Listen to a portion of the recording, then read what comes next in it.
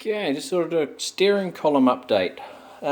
This is my 94, 96, I don't know, Cutlass steering column.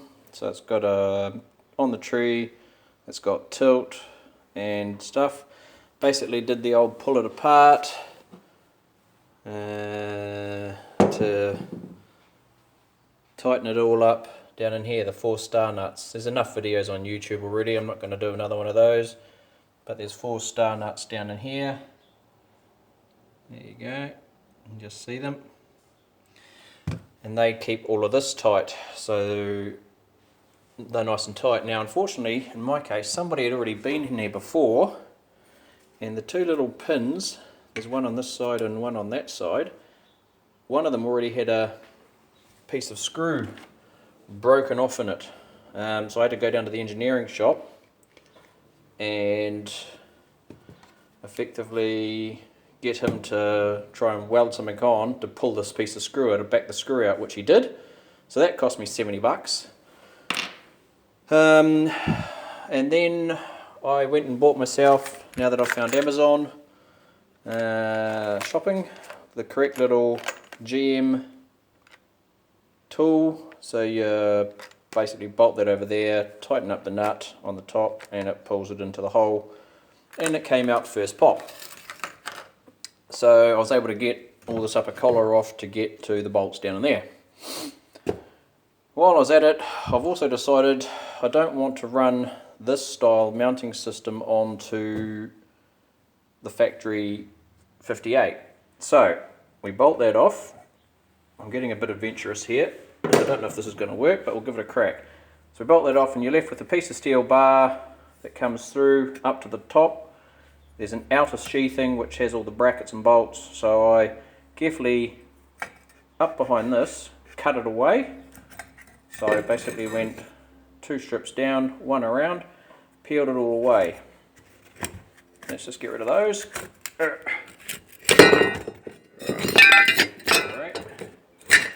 So we get rid of those, and you're left with a little plastic sleevey collar thing, which I assume is just to help join this lower sectional shaft to the upper shaft, which is all of this stuff up here. Now the reason I did that is, as you can see, I've cut that off back behind here. So there's just 4 little plastic clips, 2 up there, 2 up there. This whole thing slides down. And my goal, or my thought was that I want to use the factory setup like that, and that'll be, I'm going to try and do this one-handed, up here, like that. So that's going to be your steering column, and if need be, I can shorten this up to push the column further down into the truck. Problem being that now I have a loose bottom section which isn't joined to the upper section in here. So I now need to join this pipe to that pipe in some way, with or without this sleeve. I would assume that is just something they came up with to press between the 2, so you could slide this off it later if you needed to get everything apart. I don't know.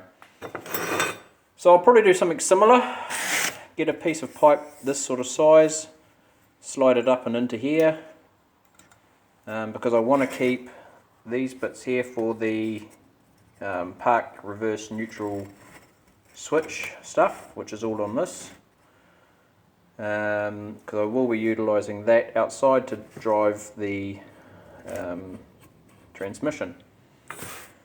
So yeah, that's where we're at. I now need to get this sleeve here extended up into there, basically push that up into there like so, so that the 2 can join, and then that goes on there, something like so. That's the hope. Anyway, just thought I'd show you that. Once I do all that, I can put it all back together, and we can go from there.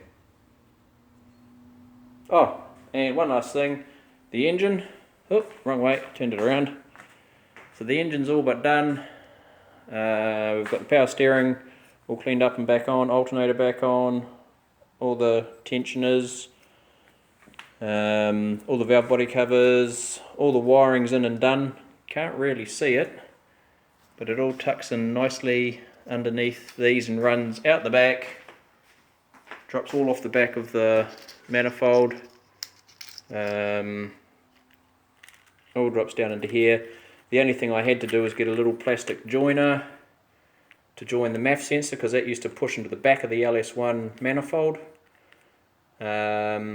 So now it just has a joiner pipe, and the piece of pipe that runs up to here, that's just got a little plastic reducer in it. I'm just in the process of finishing off all the sheathing and tidying of all this sort of stuff up, but I ran out of black sellotape. So yeah, that's all but done. That's all the transmission stuff. That will get down here somewhere.